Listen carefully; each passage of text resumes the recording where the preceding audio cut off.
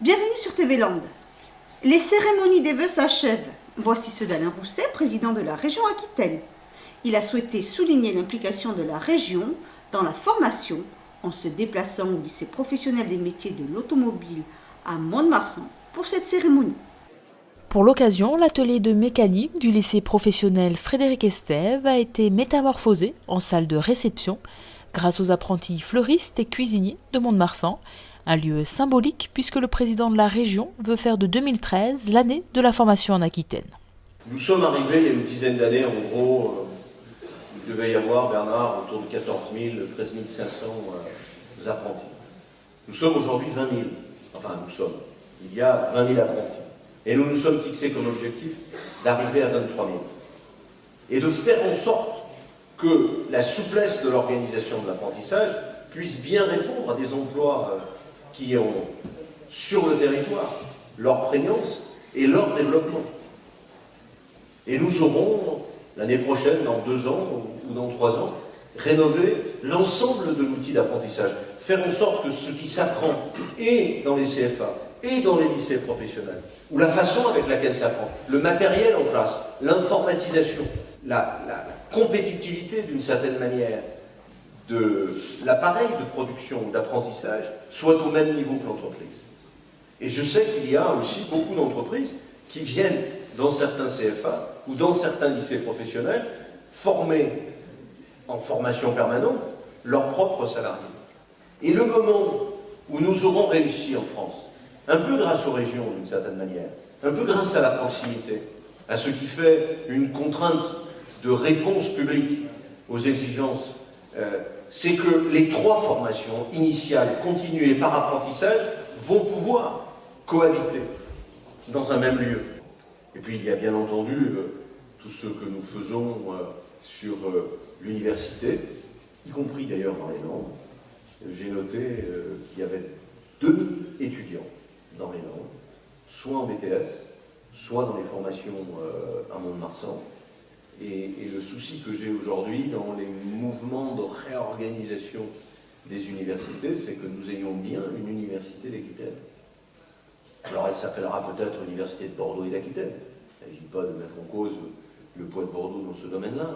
Mais nous avons à faire en sorte que des points avancés des universités puissent exister à Mont-de-Marsan, puissent exister à Périgueux, à Agen, bien entendu Pau et Bayonne, parce que l'on sait que dans ces universités-là, c'est le premier pas pour les jeunes qui ont peut-être le moins d'appétence pour les études, pour qu'ils mettent un pied dans les études supérieures.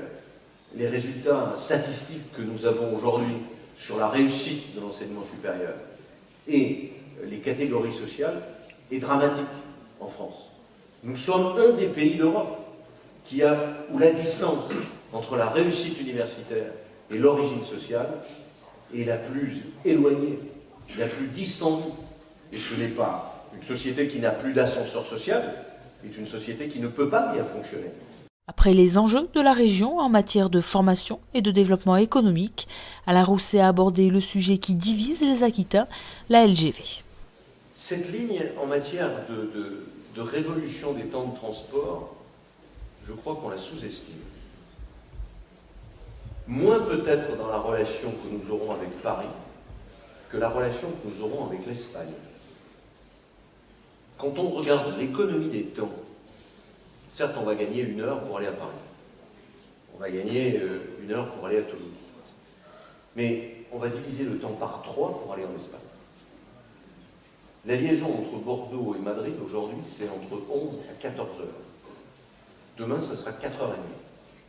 La liaison entre Bordeaux et Bilbao aujourd'hui c'est 8 heures. Demain c'est 1h30 ou 1h40. C'est-à-dire 2 fois moins qu'en voiture.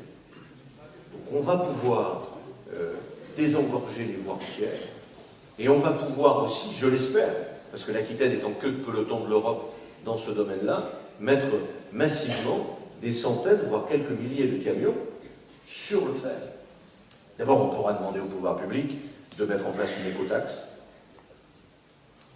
sur la circulation des camions à travers l'Aquitaine. Ensuite, on va pouvoir libérer les sillons nécessaires pour faire passer des trains de fret à partir de Tarnos, je ne sais pas, à partir du sud des Landes ou du Pays Basque, de telle sorte qu'il puisse y avoir une ligne directe jusqu'à Dunkerque ou jusqu'au Grand Port. Et nous aurons aussi, à travers ce dossier, la possibilité de rapprocher les Aquitains les uns des autres. Puisque nous allons pouvoir faire circuler sur cette ligne à grande vitesse des TER à grande vitesse. Ce qui va permettre que chaque Aquitain soit en gros à 1 heure de distance les uns par rapport aux autres.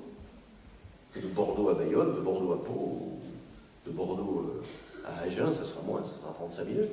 Mais on est là dans des gains de temps qui font que ça intéresse tout le monde.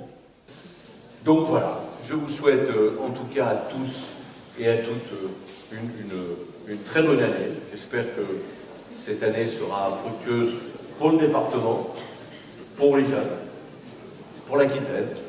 Bonsoir, bon appétit et merci aux apprentis qui nous ont préparé cette soirée.